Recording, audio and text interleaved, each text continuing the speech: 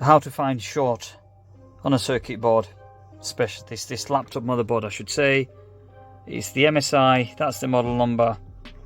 Right, here we go, ready, 1, 2, 3. Aww. Yes, this board was a bit of a troll. The MOSFET here, according to the thermal imager, was getting hot.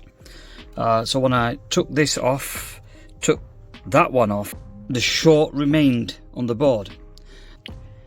Also, I removed both of these MOSFETs and put a wire, jumper wire, from the source to the drain. Put the jack back on, put 19 volt supply in, and the tantalum capacitor pooped. It's here, the culprit.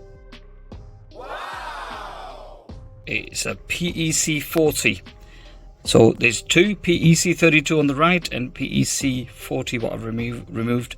15 microfarad, 25 volt, and those are here in the pack.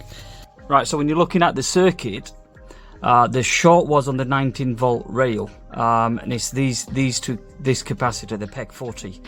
I'm going to replace both of these tantalum capacitors. As I said, the value of the capacitor is here, is 15 microfarad, 25 volt DC, and it's responsible to supplying 19 volt into this circuit. Let me just zoom out. That's the completion of the circuit and is part of the GPU supply. Right, the first capacitor is going on now.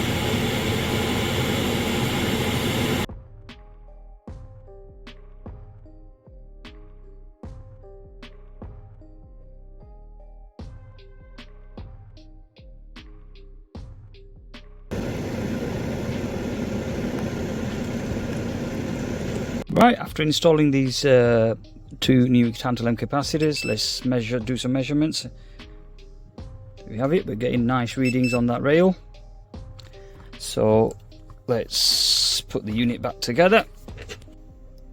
Laptop's been put back together now. Let's power on. We have a light.